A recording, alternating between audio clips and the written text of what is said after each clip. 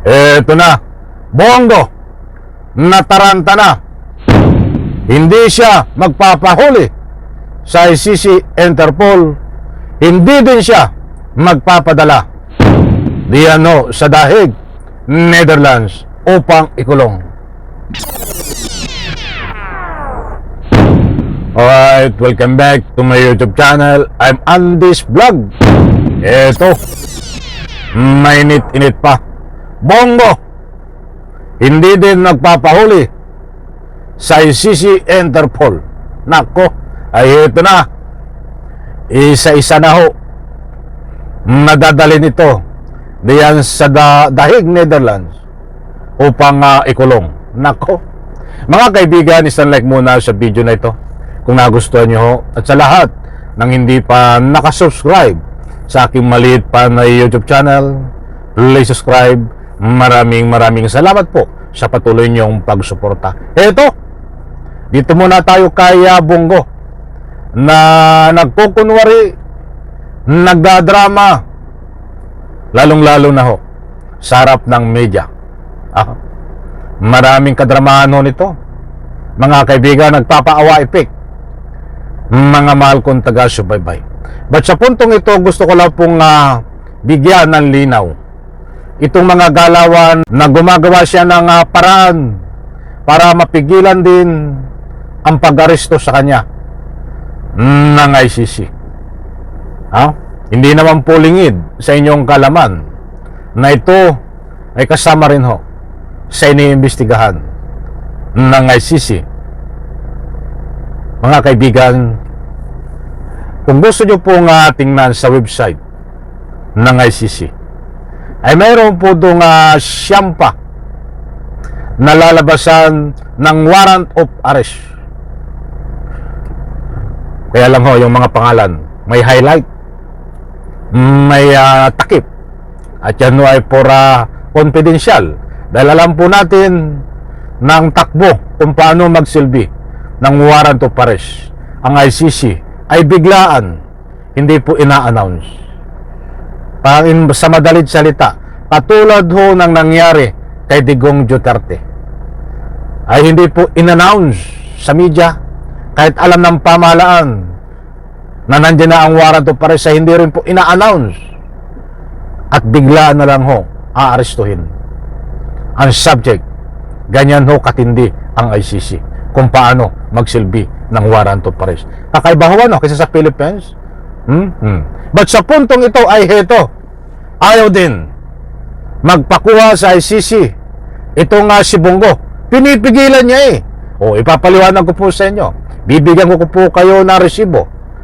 Katunayan, samahan niyo po ako kapag mayroon kayong pagkakataon na panoorin, pakinggan ang ibabahagi ko sa inyo. Tingnan niyo ang mukha ni Bongo dito, ang pananalita, paawa, itik, nagmamakaawa. Ay wala namang maawa. Gebe na yan yung kanyang tagasunod. Maawa sa kanya at ang kanyang sarili. At maniniwala. At wag po tayong maniwala sa mga survey dito kay Bongo. Wag po tayong maniwala. Hindi ko naman kayo pinapangunahan. Nako, saka po natin talakayin yung survey na yan. Isang malaking kalukuhan. Yung iba ay totoo. But dito kay Bongo hindi tayo pwedeng maniwala dyan sa survey na yan. Mahalaga po ang isang boto nyo. Kaya wag po nating iboto itong si Bongo, dahil ito ho ay problema ng Republika ng Pilipinas.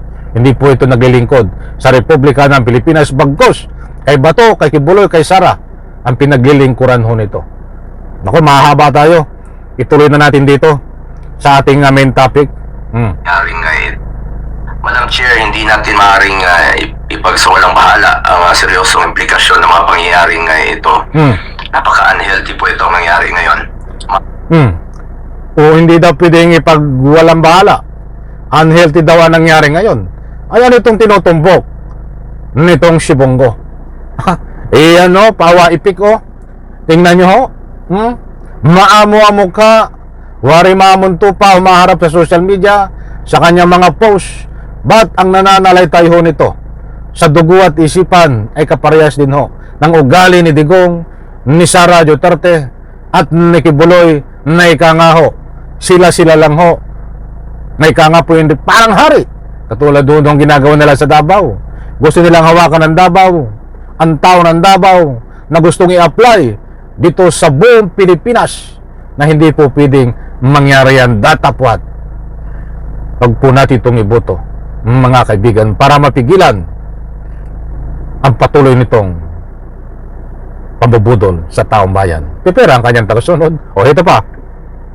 Maring may mga batas at proseso ang ating bansa na nalabag at maring may mga karapatan ng isang mamamayang Pilipino ang naisan tabi.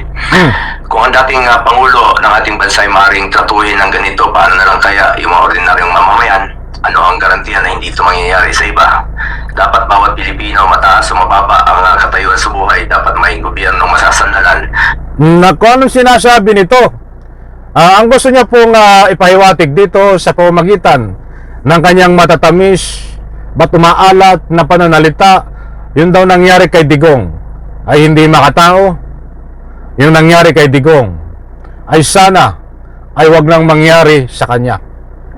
Wag, maliwanag naman ang sinasabi niya. Wag mangyari sa iba pa. Talagang kami ho, hindi mangyayari sa amin to. Malayo sa katotohanan na wag mangyari sa maliliit pa na tao na katulad ko. Dahil ito ang itatak mo sa kukuti mo, Bongo. Malayong mangyari sa amin to ang nangyari kay Digong. Dahil wala kaming kaso na crimes against humanity. Dahil hindi rin po kami iniimbestigahan ng ICC. Ngayon, bakit po natin nabanggit? Ang eksakto na dapat sabihin mo, hindi dapat mangyari sa amin to. Dahil kayo ay iniimbestigahan ng ICC. Ayan ho, ang napakalapit sa katotohanan, mga kaibigan. Ngayon, ang gusto niyang palabasin dito, kaya siya ho ay prosigido, desperado, na sinusulong ng anumang paratang sa gobyerno dahil siya ho ang makikinabang nito. Si Bato, siya at Sara Duterte ang makikinabang nito na itong wag sanang mangyari sa iba pang Pilipino dahil sila ho ang iniimbestigahan ng ICC. Ngayon, pag sila ay nagtagumpay sa kanilang pinaglalaban, syempre, ay playing safe sila. Safe sila, hindi sila maaresto. Di po ba, mga mahal kong taga-subaybay? Kaya ang gusto nito talagang mangyari, ang pinakang main goals nito, itong si Bongo, ay gumagawa ng paraan para hindi ho maaresto ng ICC kung sakaling lumabas ang warrant of arrest sa pamamagitan nitong drama niya na hindi po pwedeng mangyari ang kadramahan na yan.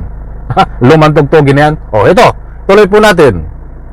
Na hindi siya pababayaan. Former president man o hindi, karapatan niyan at lalo sa pagdating sa kanyang kalusugan, kaligtasan at buhay. For the sake of our country, sana hindi na po maulit ang nangyari dahil ang pangyayaring ito ay hindi lamang tungkol sa isang tao. Ito po'y tungkol sa respeto sa ating batas at sa dignidad ng bawat Pilipino. Nako, ay huling-huli dito si Bongo na talagang gusto niyang iponto. Huwag siyang maaresto kung sakaling lumabas ang warrant of arrest sa kanya. Dito muna tayo kay Bongo. Huwag muna tayo kay Bato. Dahil si Bato ay naghahanda na ho ng Holy Week. Paghuli sa Holy Week. Saka na tayo dyan kay Bato. Dito muna kay Bongo. Alam ko mga kaibigan, nakuha nyo ang gusto kong ipunto dito. Dahil itong si Bongo, nako, ay ayaw din ho magpahuli sa ICC. Bongo, ayaw din hong magpadala diyan sa Dahig, Netherlands para ikulong. Yan ho ang kanyang itinutulak at pinaghahandaan sa pamamagitan ng maling mga akusasyon sa gobyerno. Alam ko mga kaibigan, nakuha nyo ang gusto kong ipunto. Isa-like ko sa video na ito. Maraming salamat. Bye-bye. Palapakan.